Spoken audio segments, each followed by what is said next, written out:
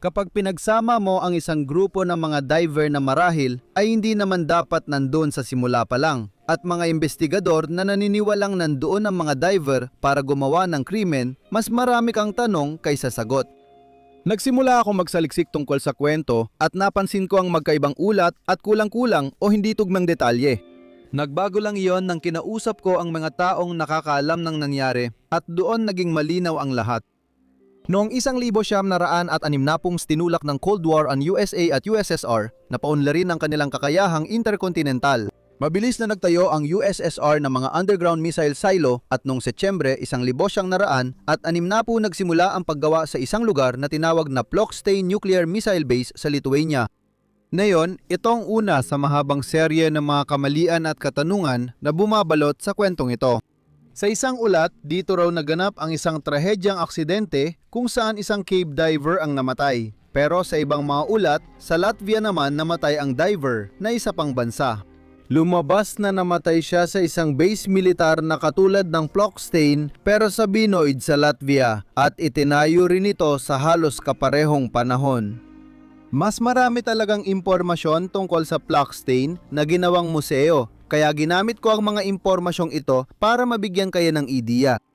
Ang Plockstein ay pinagawa noong 1960 at opisyal na nagsimulang mag-operate noong 1963. Hindi alam ng Estados Unidos ang tungkol sa pag-iral ng Plockstein hanggang 1978 at matapos itong madiskubre, inilipat ang mga nuclear missile sa isa pang lihim na lugar at nagpatuloy ang larong pusa't daga.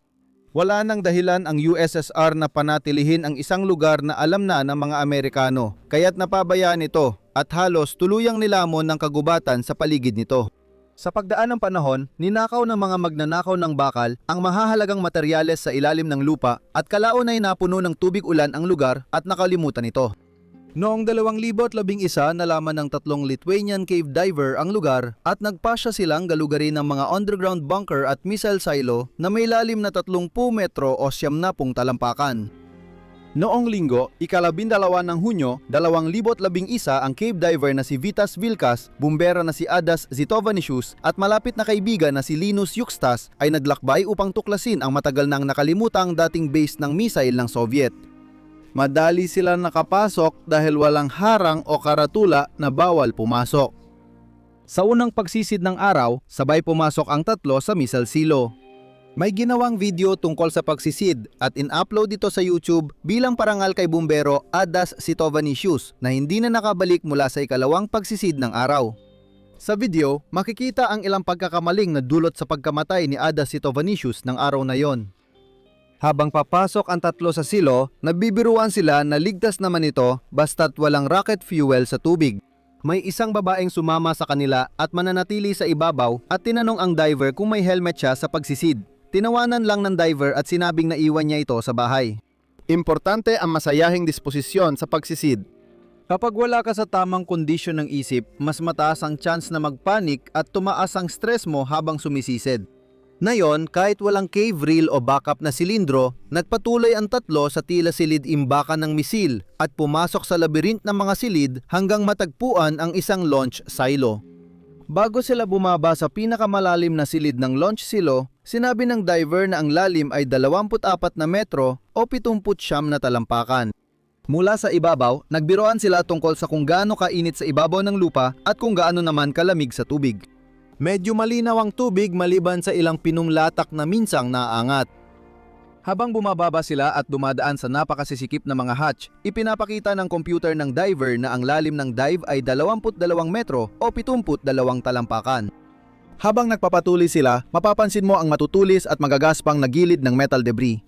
Masaya at sabik sina Adas Zitovanisius, Vitas at Linus matapos silang sumisid at bumalik sa ibabaw. Mabilis ding mawawala ang kasiyahan sa ikalawang pagsisid nila sa araw na yon. Si Vitas Vilkas ang nagtatag ng isang website na tinatawag na cavediver.lt. Aktibo pa rin siyang cave diver at kasali sa ilang diving community. Nalaman ko na siya pala ang may pinakamaraming karanasan sa grupo. Si Adas Zitovanisius ay retiradong bumbero na sa pagkakaunawa ko ay kalmado, determinado at handang ilagay ang sarili sa panganib para tumulong sa kasama. Wala akong makita impormasyon tungkol kay Linus, kaya iniisip ko siyang pinakawalang karanasan sa grupo. Nasabi sa akin na bihira na siyang sumisid na yon.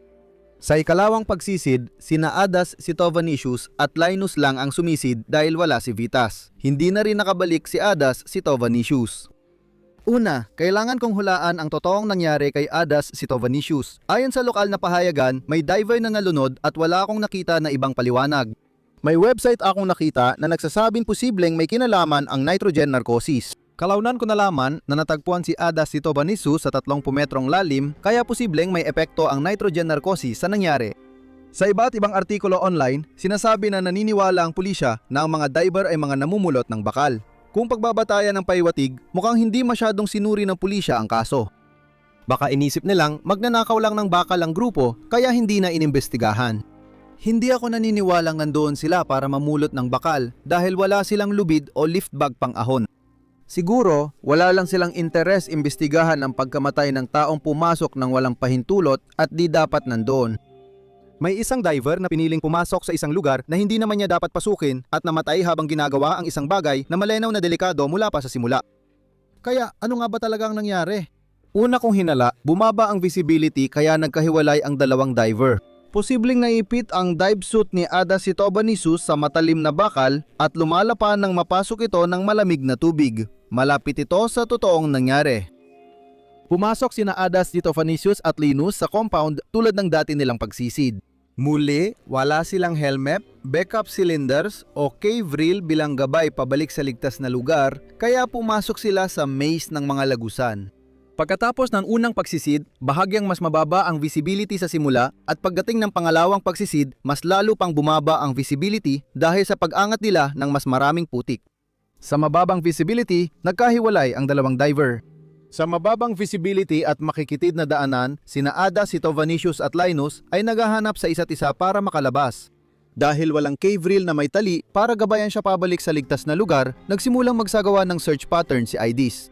Bilang veteranong bumbero, natutunan ni Adas Sitovanicius na maghanap sa gusali sa isang direksyon, sinisyasat muna ang isang kwarto bago lumipat sa kasunod. Hindi sigurado pero tiyak akong naniwala si Adas Sitovanicius na mapapahamak si Linus, kaya inilalagay niya ang sarili bilang tagapagligtas para sagipin ang kaibigan niya.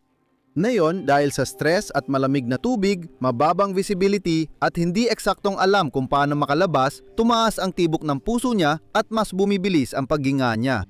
Habang lumalangoy siya sa mga kwarto, desperadong hinahanap ang kaibigan at daan palabas, mabilis na nauubos ang hangin niya. Nahanap ni Linus ang daan palabas at nang makalabas siyang mag-isa, agad pumasok si Vitas sa missile silo para hanapin ang kaibigan niya. Natagpuan ni Vitas si Adas Sitovanicius sa 30 metrong lalim sa isang komplikadong labirint ng lagusan sa ilalim ng launch silo. Naubos na ang kanyang mga tangke kaya alam nating naghanap siya hanggang sa huli. Kung gusto mong mapanood ang orihinal na video, may link ako sa ibaba ng deskripsyon.